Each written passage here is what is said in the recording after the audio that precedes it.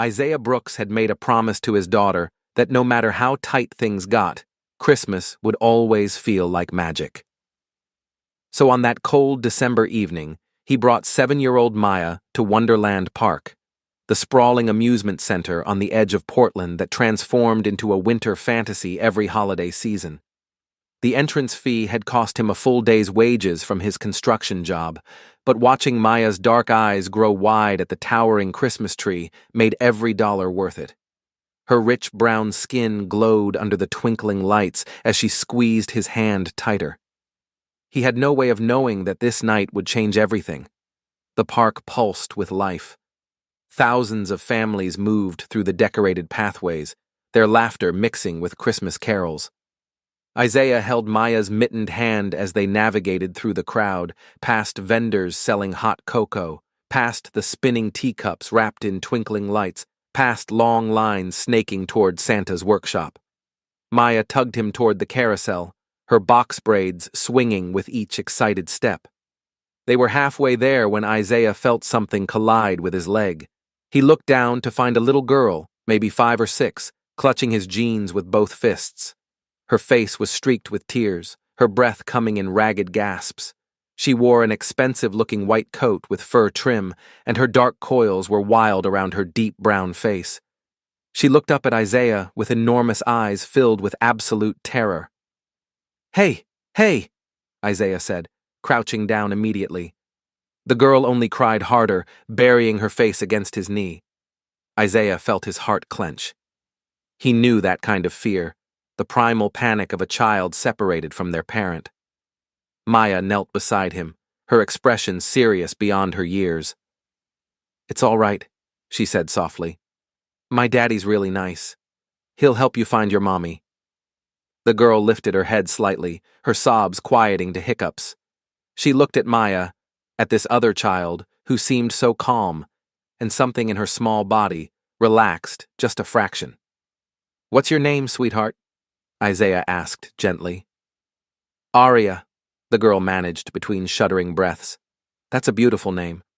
I'm Isaiah, and this is my daughter Maya. Can you tell me what your mommy looks like?" But Aria's face crumpled again. "I don't know where she went. There were so many people, and then she was gone, and I couldn't find her." Okay, Isaiah said, his voice steady even as his mind raced. He scanned the crowd, looking for anyone who seemed to be searching frantically for a child. The sea of faces was overwhelming. Finding one specific person in this chaos would be nearly impossible.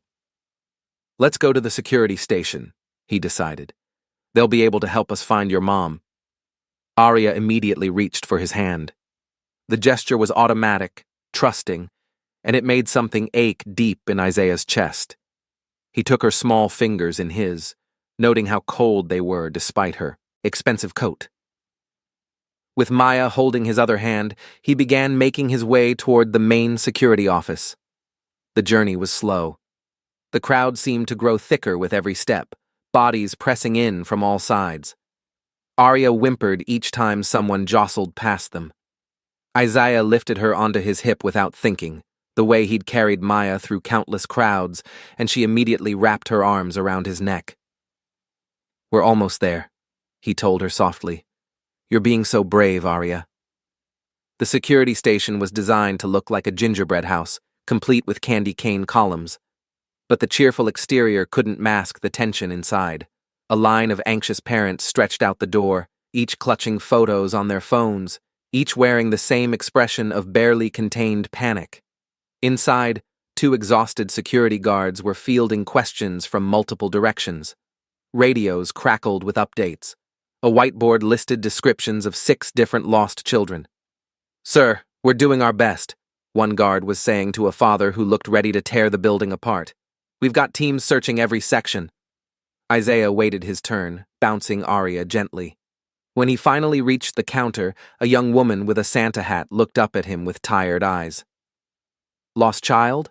she asked. "Found, actually," Isaiah said. "Her name is Aria. She got separated from her mother somewhere in the park." The guard's expression softened. "Aria, let me check our list." She scanned her computer screen, frowning. We don't have a missing child report yet for an Aria. What does Mom look like, honey? Aria shook her head against Isaiah's shoulder, fresh tears spilling down her cheeks. She's pretty shaken up, Isaiah explained. She hasn't been able to tell me much. The guard sighed. Look, I'm going to be honest with you. We're completely overwhelmed tonight. Your best bet might be to stay in the main areas where parents typically look. The carousel, the big tree, the merry-go-round. If you can keep her calm and visible in those spots, there's a good chance Mom will find you. It wasn't the answer Isaiah had hoped for, but he understood. He thanked the guard and stepped back outside. Daddy, Maya said, tugging his sleeve. Maybe we should go to the merry-go-round. Aria might feel better if she can watch the horses, and maybe her mommy will come there looking. Isaiah looked at his daughter, at her earnest face and kind heart, and felt a swell of pride. That's a wonderful idea, sweetheart. The merry-go-round stood at the heart of the park, its antique horses gleaming under thousands of tiny white lights.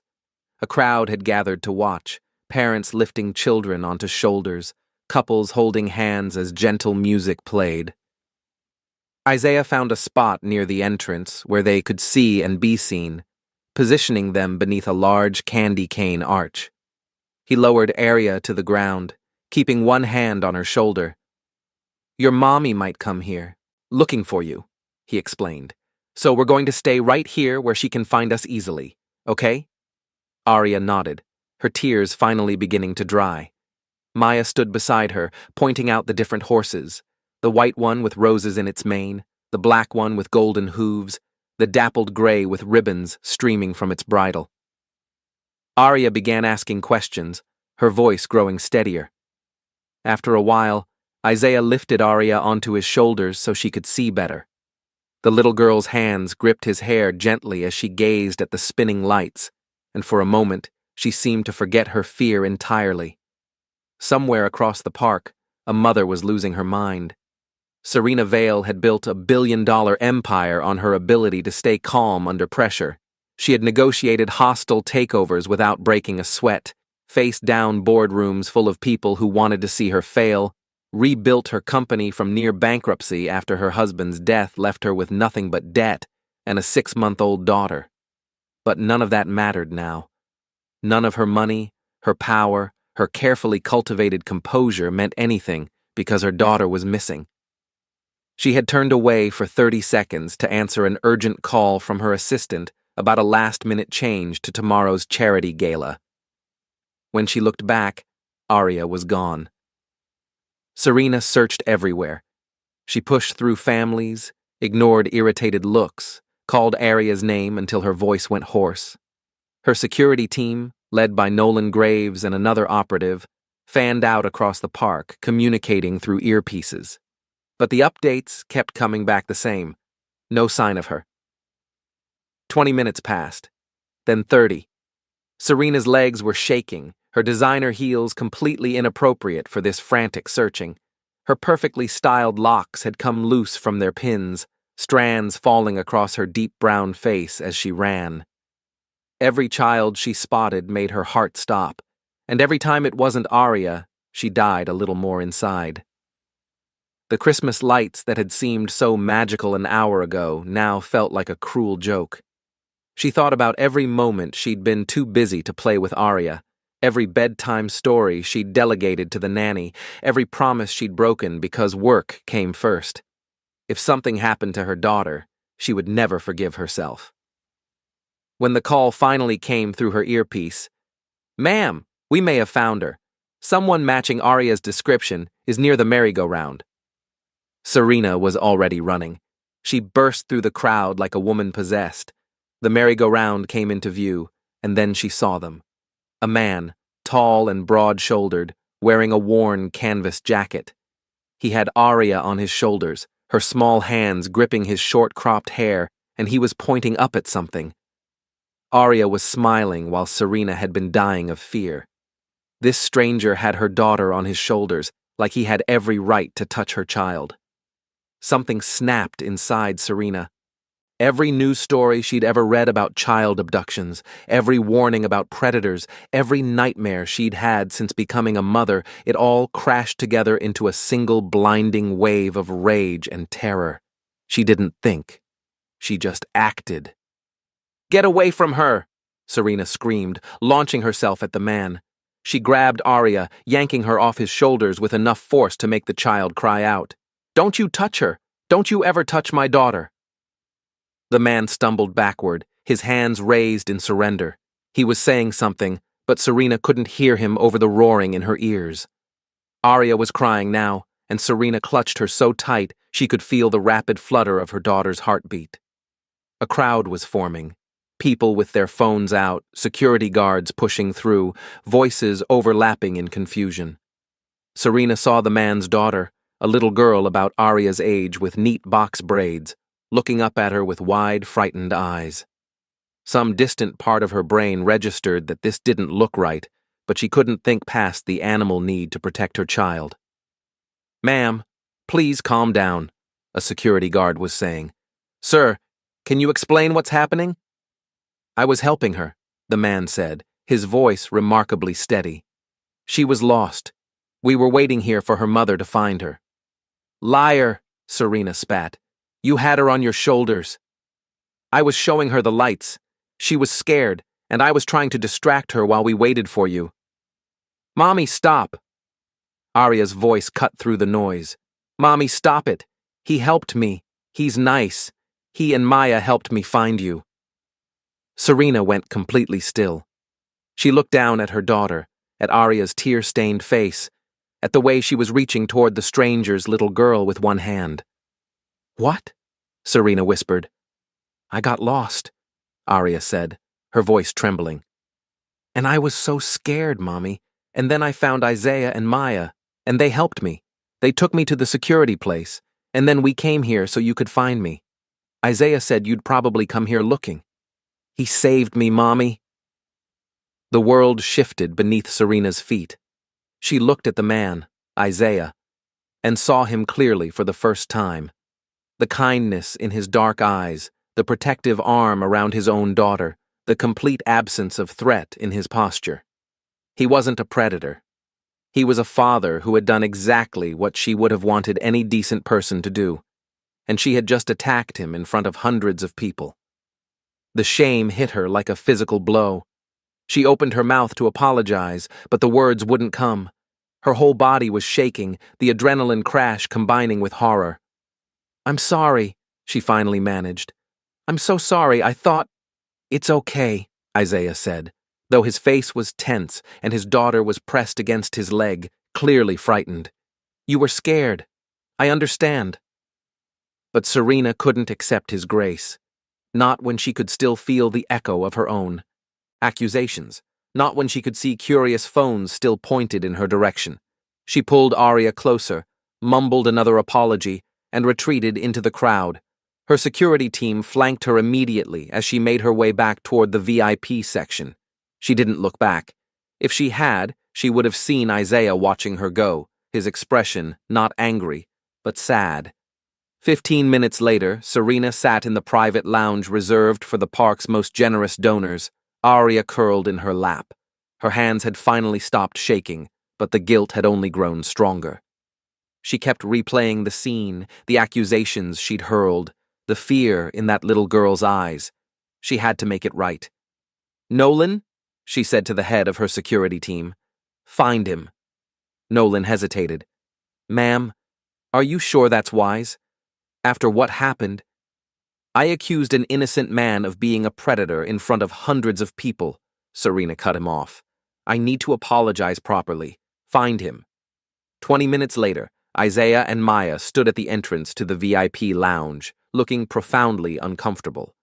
Isaiah had cleaned up slightly, but there was no hiding the worn edges of his clothes or the weariness in his eyes. He looked like a man who had wandered into the wrong world entirely. Serena rose to meet them, Arya sliding off her lap to stand beside her. The massive Christmas tree behind them cast everything in warm, golden glow. "Thank you for coming," she said, her voice cracking slightly. I know I have no right to ask anything of you after the way I behaved."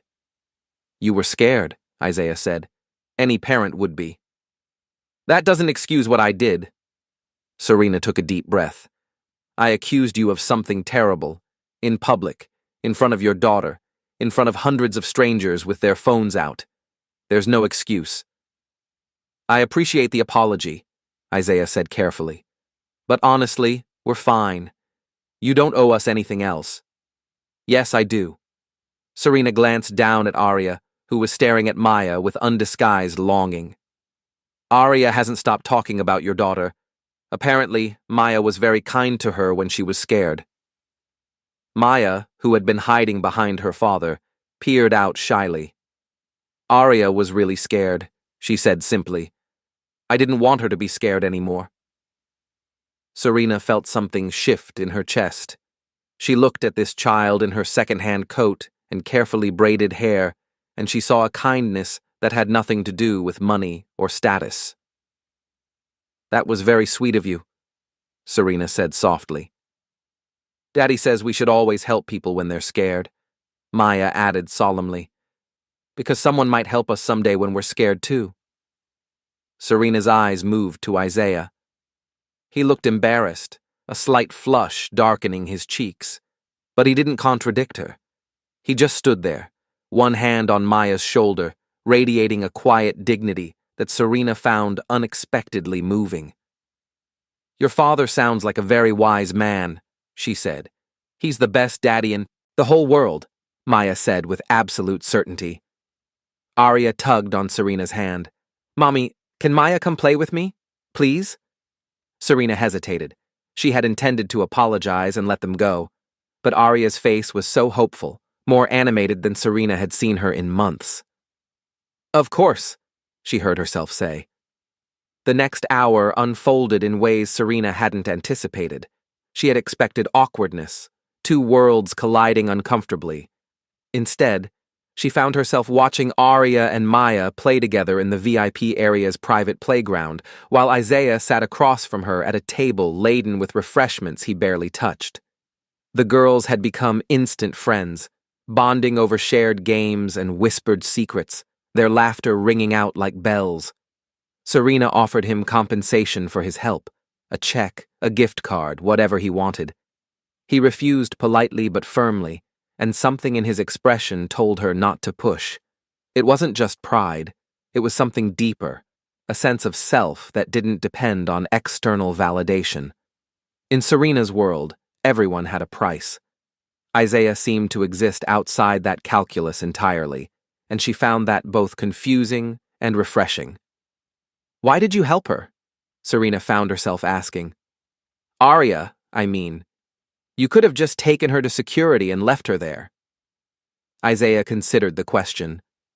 "Because she was scared," he said finally, "and because I'd want someone to do the same for Maya if she ever got lost." "Most people would have walked away." "I'm not most people." Serena studied him, this construction worker with his calloused hands and gentle eyes, and his daughter who called him the best daddy in the whole world, with absolute conviction. He was real in a way that felt almost foreign to her now. "No," she said quietly. "You're not." The evening continued. Serena had been scheduled to attend a charity fundraiser in the park's Grand Pavilion, a gathering of Portland's elite where donations were measured in hundreds of thousands. She hadn't planned to bring guests, but when the time came to leave the lounge, she found herself extending an invitation. "It's nothing too formal," she said, which wasn't entirely true. "Just a gathering with some food and entertainment. The girls seemed to be having such a wonderful time together." Isaiah looked uncertain. "I don't think we'd really fit in at something like that." "You'd be my guests. That's all that matters." He glanced at Maya, who was whispering with Arya about something that had them both giggling.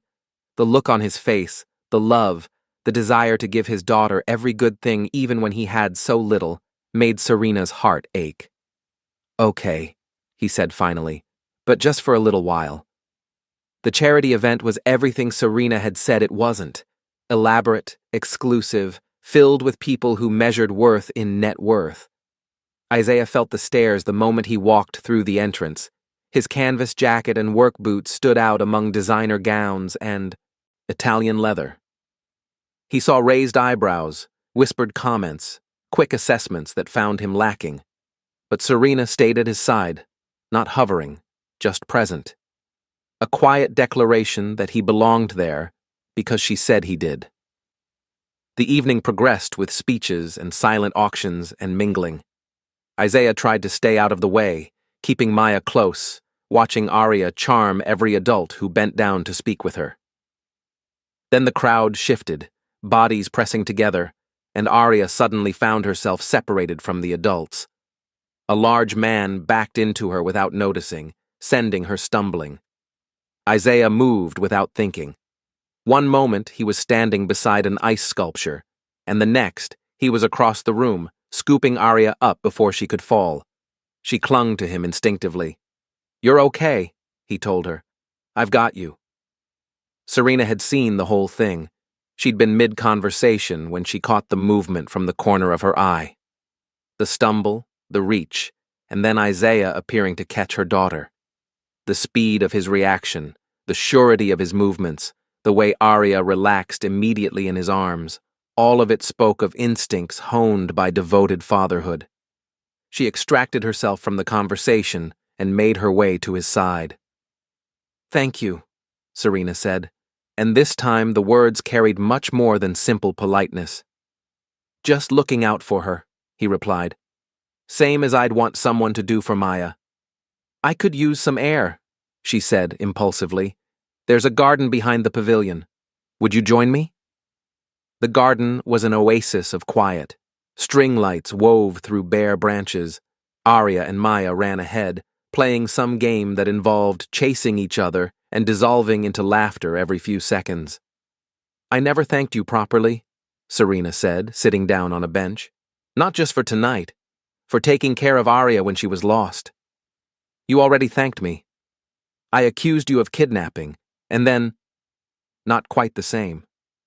Isaiah almost smiled. They watched their daughters play in silence for a moment. "Can I ask something personal?" she said. "Maya's mother?" A shadow passed over Isaiah's features. "She passed away 3 years ago. Cancer. I'm sorry. It was right around Christmas when it happened." He paused, watching Maya spin in circles with Arya. "That's why I try so hard to make the holidays special. I don't want Maya associating this time only with losing her mom. I want her to have happy memories too." Serena thought about her own loss. Arya's father died when she was 6 months old, she heard herself saying. Heart attack at 34. Completely unexpected. "I barely remember the first year after.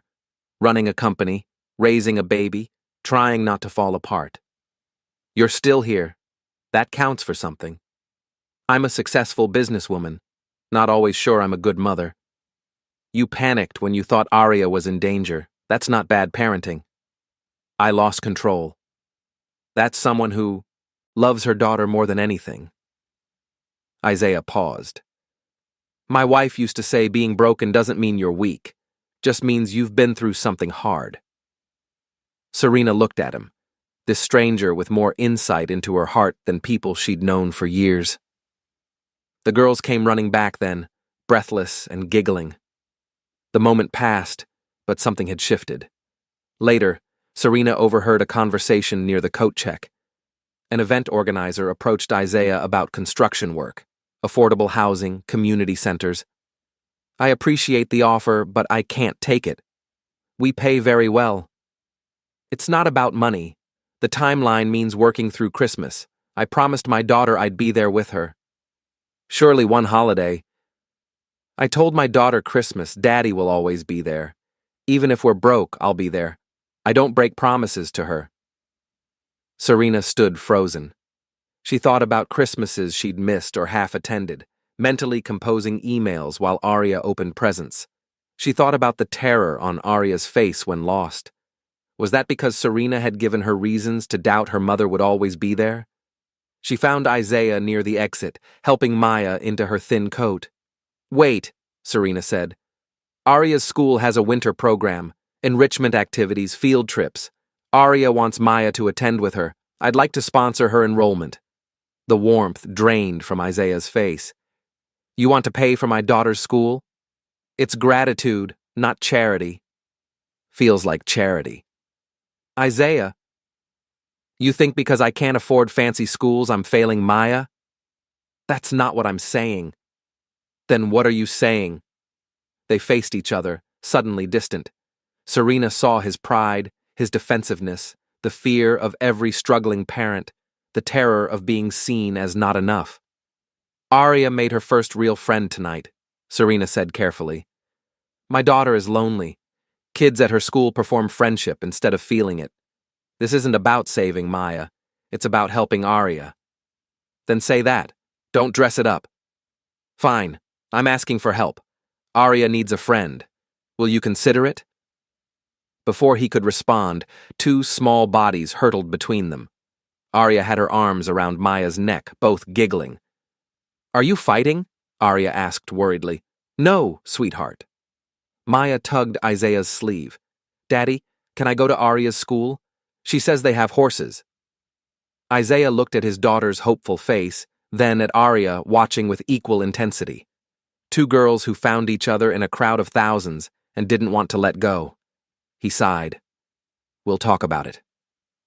To Serena, I'll think about it. Not yes, but not no. The fireworks started at 10, great blooms of color exploding across the winter sky. Serena found Isaiah standing apart from the crowd, Maya asleep in his arms. She's worn out, he said quietly. Arya too. She's in the car. Serena moved beside him. I wanted to apologize again, for the school thing. You offered something generous. I got defensive. I made it sound like charity. Because I'm too proud. He shifted Maya's weight. My wife always said I'd rather drown than admit I need a lifeguard. A rocket burst into golden sparks. Serena saw the weariness in his face, the weight he carried every day without complaint. I wasn't lying about Arya being lonely, she said. Tonight was the first time I've seen her really play in months, because of Maya. Maya doesn't have many friends either. We move around for work. So maybe this isn't charity either direction. Maybe it's two girls who need each other. The finale built, explosions coming faster. I don't want you thinking I'm buying my way out of guilt, Serena said. What happened earlier was unforgivable. I already forgave you. Why? Because you were scared for your daughter. I would have done the same. He faced her. You're not a bad person. You're a scared one. Like the rest of us. The words hit hard. She blinked. Grateful darkness hid her tears. Thank you, she said, for seeing me, not just the billionaire or the woman who makes scenes. That's all anyone wants, to be seen. The last firework exploded, white and silver hanging before fading. Serena made a decision. Have Christmas dinner with us, you and Maya, at my house. Isaiah blinked. What? No event, no guests, just 4 people who need each other more than they'll admit. Serena. Tonight has been the most real thing that's happened to me in a long time. I don't want it to end. He looked at her for a long moment. Maya stirred in his arms, murmuring something in her sleep. Okay, he said. We'll come. Serena's smile was like another firework, bright and sudden and beautiful. Christmas Day arrived wrapped in snow and pale sunshine. Serena's Victorian home had been transformed by decorators into a winter wonderland, but she'd asked them to leave the dining room completely alone. That space she decorated herself with Arya, spending the morning cutting out shapes from construction paper. Paper snowflakes hung crookedly from the chandelier. A centerpiece of pine boughs and red berries sat slightly off-center on the table, arranged by Arya's enthusiastic but inexperienced hands. It wasn't perfect by any professional standard. It was infinitely better. Isaiah and Maya arrived at 4. Maya clutched a handmade card she'd spent the morning creating. She had drawn a picture of 4 people, 2 big, 2 small, under a Christmas tree, with careful letters spelling, "Thank you for being our friends," across the top. She thrust it toward Arya, who accepted it with squeals of delight and immediately dragged her upstairs. "They'll be inseparable," Serena observed. "For today, at least. Maybe longer." They cooked together, actually together. Isaiah made his grandmother's stuffing while Serena tackled potatoes.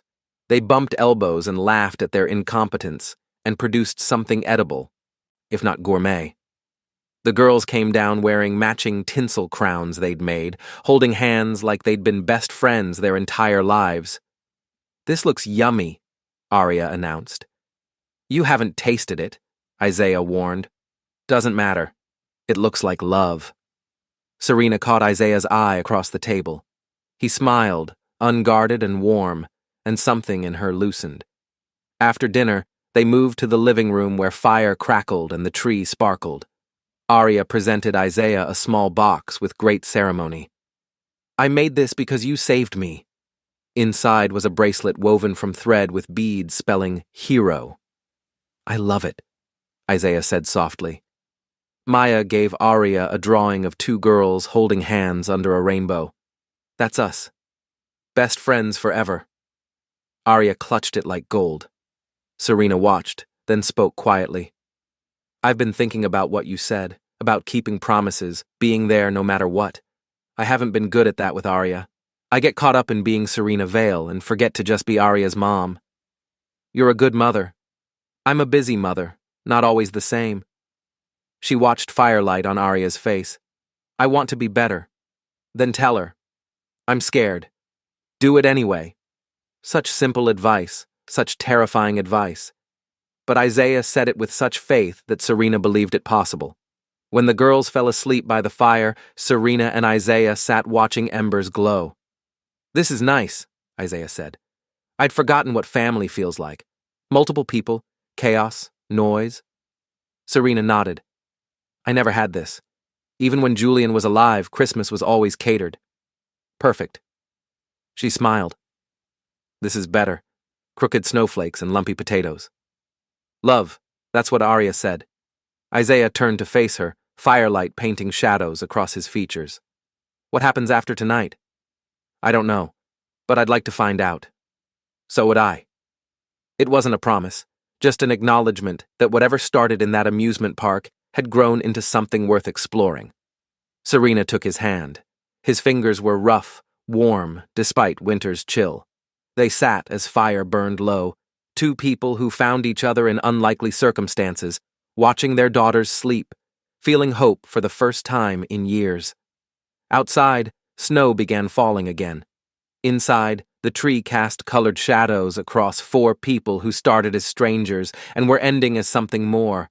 Whatever came next, the challenges, the complications, the bumps in the road, they would face it together. Because sometimes the best gifts aren't planned. Sometimes they find you when you least expect them. A lost child in a crowded park, a moment of chaos that could have ended in disaster but instead opened a door to something beautiful.